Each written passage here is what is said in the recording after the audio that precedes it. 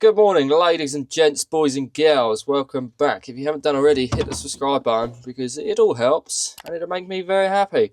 Right, today I'm doing a review of my new-ish telehandler Macro 270, which I brought about 2.5 years ago, probably. Not that new, but relatively. What was I going to say? Yes, it was very cheap actually. I think I paid in total about £4,500, £5,000, and that was with it delivered from Essex. Don't know if you know where Essex is, but it's not the most relatively close to me. Just a quick one before we get into this video. If you are planning to go on the 10th, the guidance and all the information about meeting points and everything else will be up on the Save British Farming Facebook page. So if you haven't seen it, go over there and check it out. I'll put a link in the description to their Facebook page. You don't have to if you haven't got a tractor to take. You can go on foot. You can't take any 4x4s or any trucks or anything because there's too many tractors, and apparently that's too many. But you can go on foot. I'm actually going on foot. I'm not driving up there. So hopefully there'll be a big turnout and people will show their support. So it was quite cheap for what it is. It's quite basic and it needs some work. I've already done quite a bit to it. I say quite a bit, I've done one thing to it. There's a couple of things anyway, so I'm going to do a full walk round and then we'll talk about the issues while we're walking around. So this is inside of it. Very, like I said, very basic. There's not a lot to them. So you've got joystick here, does up and down. You've got a load of buttons here which do nothing. So if that locks it, stop it from crowding if you've got a man cage on. The auxiliary doesn't have it, doesn't work. That auxiliary, I don't know what does. This one, anyone can tell me what that does, don't know. This one, I don't think it's for your hazards, I don't know what that does. You've got the dashboard here, very basic. You've got water temperature, fuel, RPM, don't think that works very well. Don't know what that is. I think that's like engine oil temperature or gearbox temperature, and this is some, I don't know, whatever that means. If someone could tell me, that would be nice. Down here you've got a load more switches. Hazards don't work. Flashing beacon doesn't work. Fan doesn't work. Windscreen wiper hasn't even got one. That's wired into the rear lights. This one's front lights. The injection pump is wired into that, so it's not on the key. Bit of safety really. So you can't just turn the key and start it. You have to flick that switch, which engages the solenoid, much like turning the ignition on, but it's just safer. This does the steering. That does four-wheel drive, that works. This is a transmission disconnect. Doesn't work, but I'd actually quite like that to work. Some dodgy old fuses down there. We won't go into that too much because they're quite dodgy. What else you got here? You got a gear stick there, 1 to 4. Gearbox works, isn't great, but it does work. Pull to stop, that's disengaged because I'll tell you in a minute what happened with that. Handbrake doesn't work, hasn't even got the thing on it. That's about it really for inside. It's got the sticker there which shows what it is. Macro TS 270, weighs unladen rate 6.2. That's 6.2 tonne, which makes that quite heavy actually. But it does the job. Obviously here you got forward and backwards and some lights which don't work. You get the theme of it. Most things don't work. The door was obviously 2 halves and I made this little lounge. Works quite well. Right, then we move on to the back of the machine where the engine is.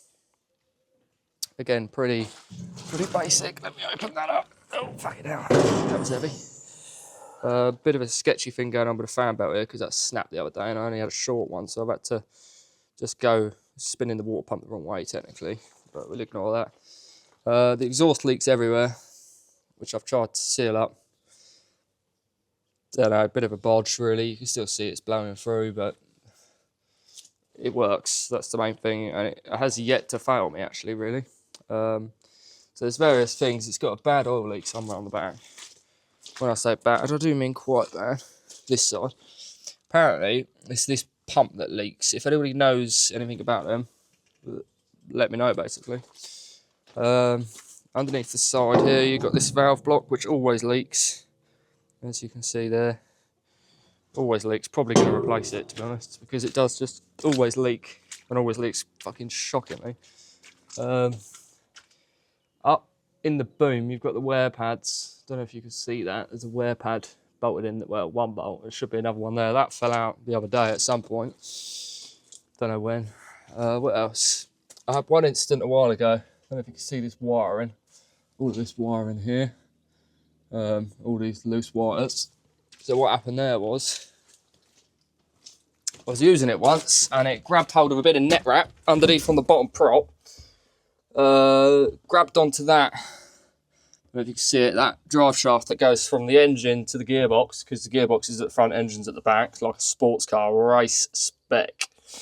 Anyway, so that goes across there and it grabbed hold of a bit of net wrap, grabbed hold of that wiring loom and fucked the lot. Ripped out all the cables. It would start, but anything hydraulic related, because basically that wiring loom is the loom that goes over to the valve block, and it ripped the whole fucking lot out and ruined the whole lot. Which wasn't the end of the world, although I managed to get the up and the down and the boom crowd to work originally how it was. The only thing is now the boom used to be on this rolly switch, which I much prefer, but now it's on these buttons, but it's fucking backwards. So the front button, which should retract it out, actually brings it back, and this one pushes it out. So it takes a bit of getting used to, but it works. I had to do some bodgery old fucking wiring down here, because I don't know why, but it seemed to have lost power, so I had to bypass the power to the joystick, which now that works. So that was the first cock up of life. Obviously I've got the shockingly bad oil leak from the, I think it's the engine oil, to be honest, but apparently it's hydraulic oil. There's also this steering rod down there. That needs a new seal put in that, and if anybody knows where you can get the parts for one of these, I'd greatly appreciate it, because it's quite hard actually. Or they're fucking mega expensive, which I know most things are expensive, but there's limitations to what I'm willing to spend. What else? What else have I had? It needs two front new, oh, what are they called? Track rod ends, because they're both worn out. Other than that, it's quite, sitting here slating it like it's a shit machine, but actually it's not bad, it's quite good. It's just got the finicky, niggly little bits that need sorting out.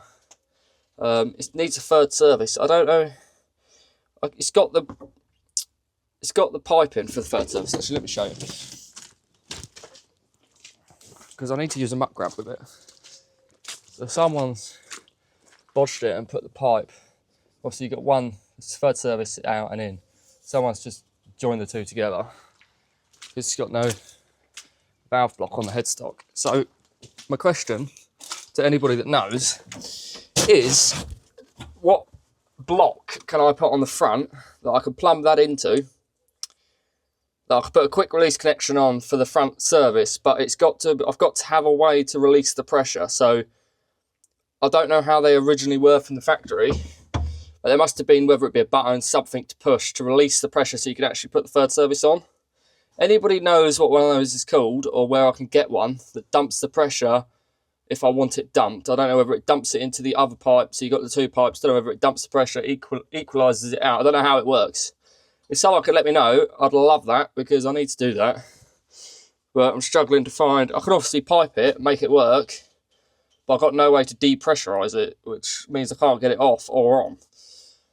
So somebody knows that. But as I said, it was a cheap telehandler for what it is. And everything worked, which makes it a very cheap telehandler for what it is.